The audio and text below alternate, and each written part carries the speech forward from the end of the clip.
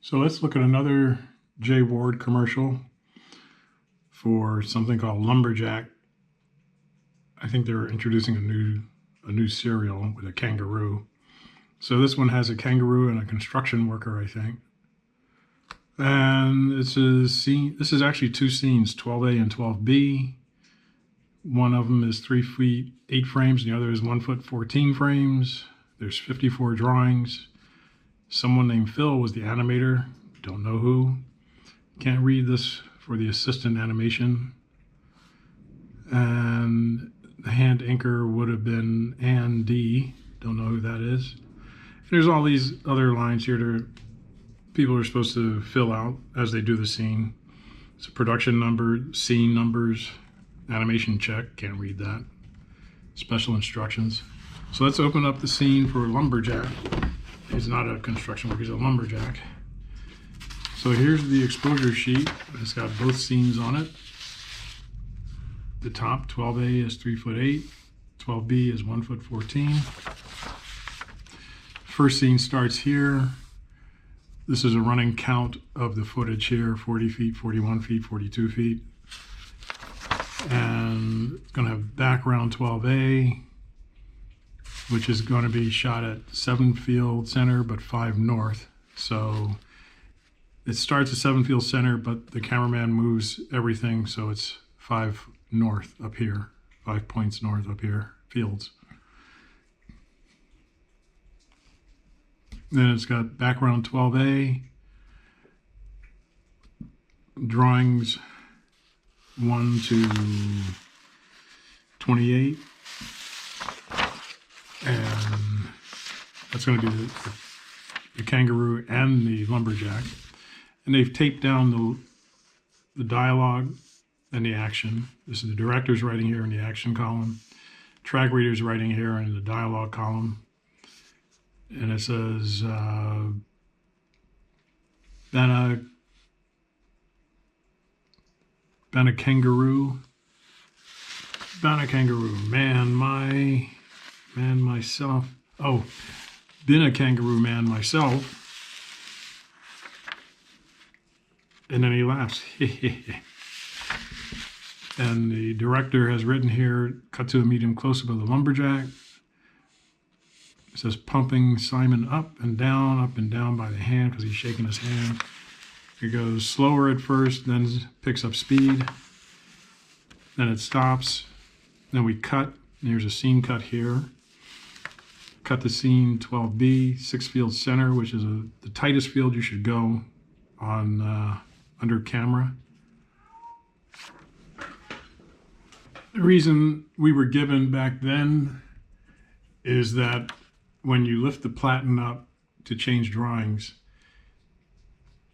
that platen will hit the camera if you're at 5 field, but it won't hit the camera if you're at 6 field.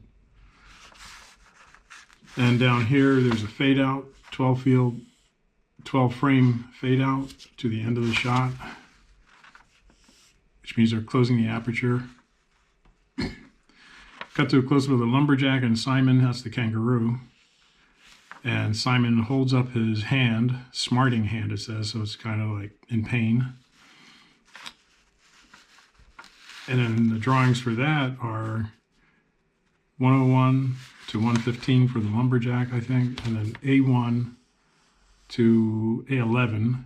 And there's a couple of cycles here, 1, 2, 3, 4, 5, 6, 7, and back to 6, 5, and then to 8, 9, 10, 11, back to 10, 9. So those are the sheets. Apparently we're going to truck in. So we're going to start at 7 field 5 north, but we're going to truck out to 12 field center. So we're starting on a tight field and then trucking out to the entire page, 12 field center. And these numbers here are the increments for the cameraman to follow to move the camera up and the platen slightly to the side to get it back to 12 field center. These numbers here, that's all mystery stuff now because we send all the work overseas, so everyone has forgotten how to do these numbers now. There may be one or two checkers out there or camera guys out there from the old days that know how to interpret these numbers.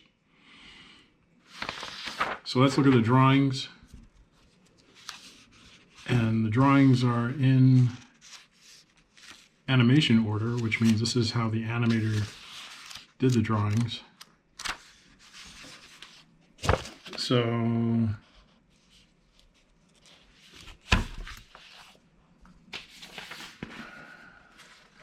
this is scene 12A, and we can put a peg bar down, put these drawings on the pegs, and let's take a look at them in order.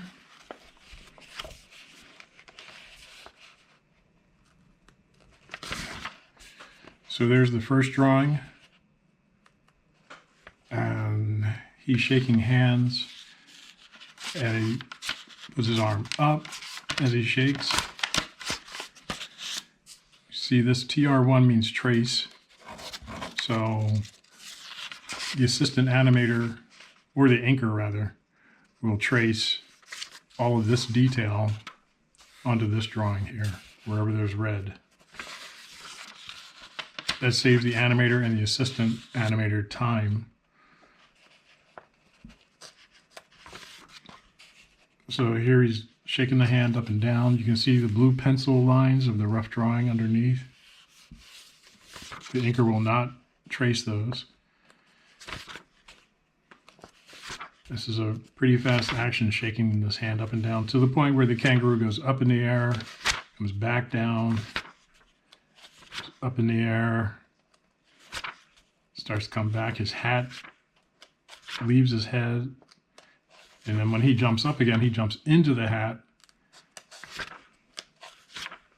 The hat leaves his head as he's hang time in the air, basically.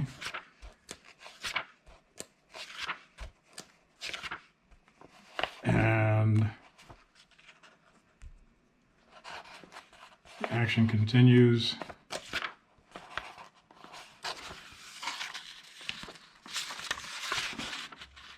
Until the lumberjack lets go of his hand and he comes back down.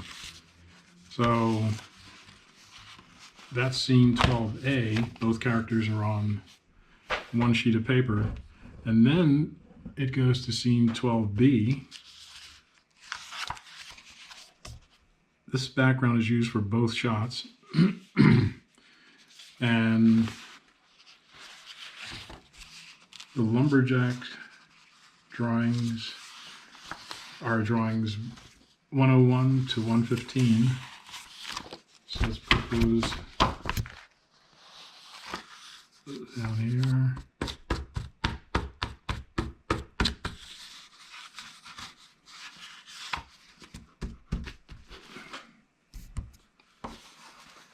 And let's take a look and see what goes on.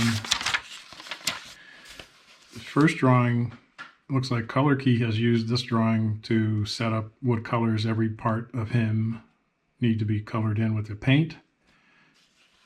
All of these letters here are abbreviations. WH is white, Ver, that shouldn't be B, it should be a 13, Ver 13, Rust 13, SFL, flush color, white gloves, it might be a GYAB, light blue, might be golden yellow or something, medium blue, yellow 2, maybe that's a rust also. So that's a color key for the drawing when they go to ink and paint. And this guy has this dialogue of saying something, and then he goes into his little laugh.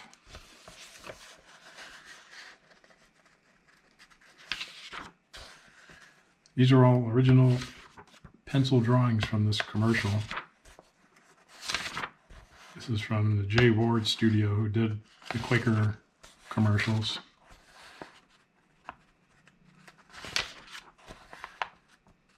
And this is where he's laughing.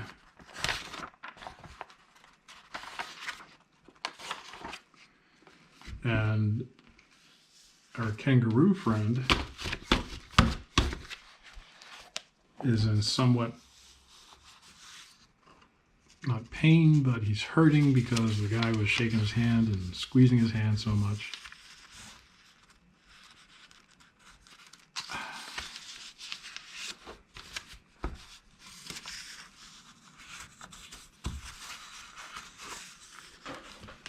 So let's take a look at the kangaroo's drawings.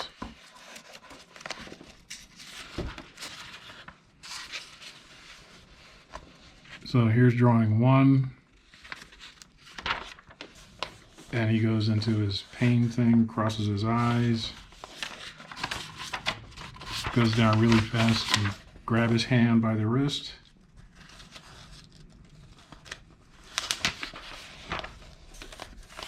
And just looks down at his hand, which is really hurting. And now here again it says trace A5. So this is drawing 5, and we're going to trace everything. Instead of having the assistant redraw, we have the inker draw it.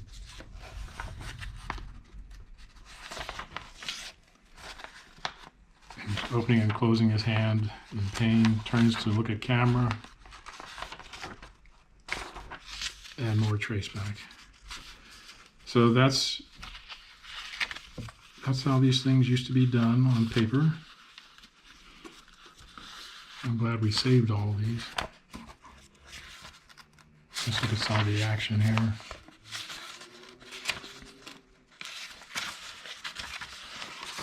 See him go here to here, and he comes up.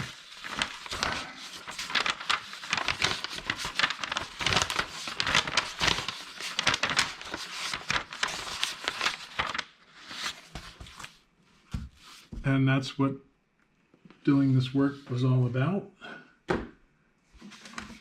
Notice how the paper is smaller than that paper I bought. You can see it's quite a bit smaller here. This is that owl fool paper I got from Amazon. Doesn't matter what size, but it means that your field sizes are going to be different. So that's the one bad thing about it. But anyway, I just wanted you to see what a hand-drawn animation looks like on paper when it's finished, ready to go to ink and paint.